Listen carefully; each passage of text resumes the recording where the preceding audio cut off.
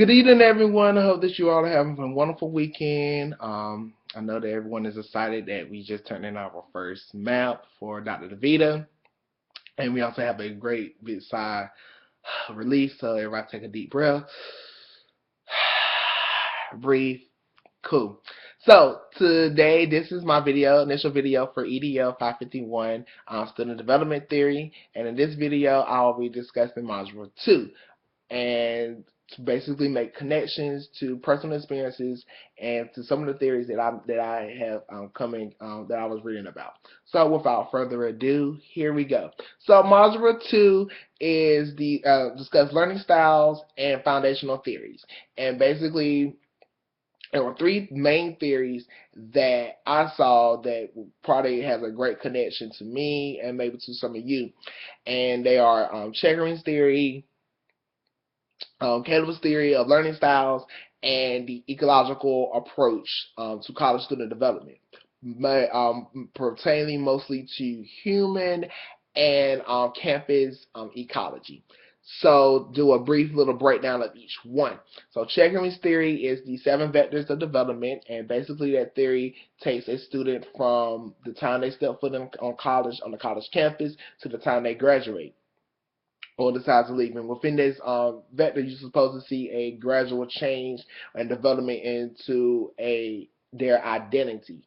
A person being maybe timid, maybe shy, may grow within the years, through interaction with other groups, finding that self confidence, that acceptance among their peers. They may develop into a confident, to a more consistent, authoritative person, and break out of that shell of awkwardness. And that's what Checkering's theory pretells.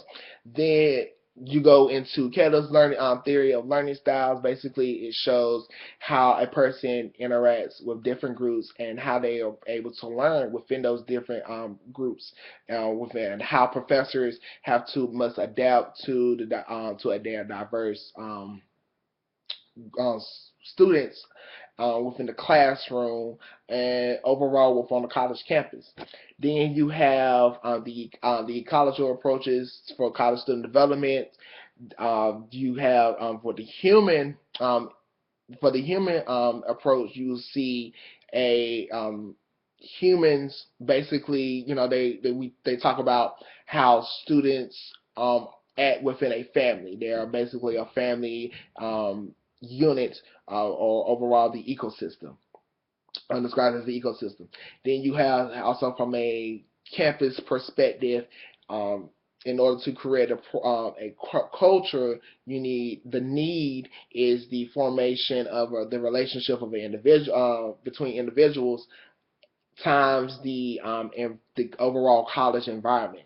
And basically that was very interesting to me because I, on a daily basis, even now, that's how I connect myself.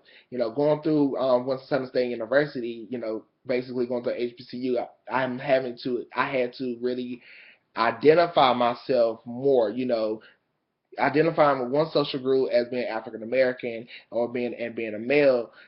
Had to find throughout my time what separated me from everyone else. So, or find a group that can, enhance what I can bring, what I was bringing to the table.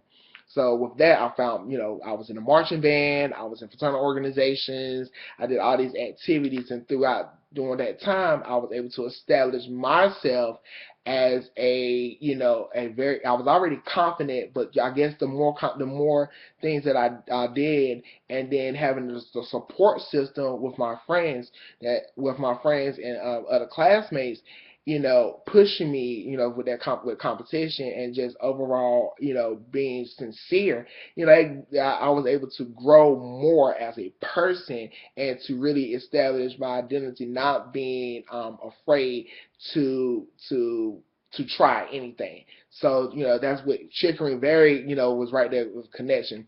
And that also connects with the human and campus approach too, because, with that, you know, be having that interaction with people among the campus, to me that's very important within a college, within a college career, because you know I think there's got to be that balance. There's a balance between that social world and that academic world. A person can be very academically strong, but at the same time, those social skills, those people skills, is where we basically need to have in order to be really successful in the world. So that's where Caleb's theory and the campus ecology comes into play, because we see people that's out there not afraid to try. Sometimes you may feel scared, you may feel not like confident, but at the same time, you got to go out there and try. And then to wrap it up, there are some limitations to the theory. Probably gonna stick with Chickering, because Chickering is a very prime example of some limitations. In his theory, he's really did not talk about women in particular. You see, because basically when he first tested out, he collected the data from his male students at the college at Gilder College, if I'm not mistaken, where he was working at. So he never really got a women's perspective. And then also, although he addressed it within his revisiting the theory, the sexuality stage is within his vector, the fifth vector, establishing identity. He talks about women. No, he talks about. Excuse me. He talks about homosexuality and how a student, is comfortable with their sexual orientation, but he really doesn't get into true details about it. So his theory is kind of at that time flawed in a sense, because you don't really get a full diverse, group of students to apply the theory with, that as well as racial identity. Hi.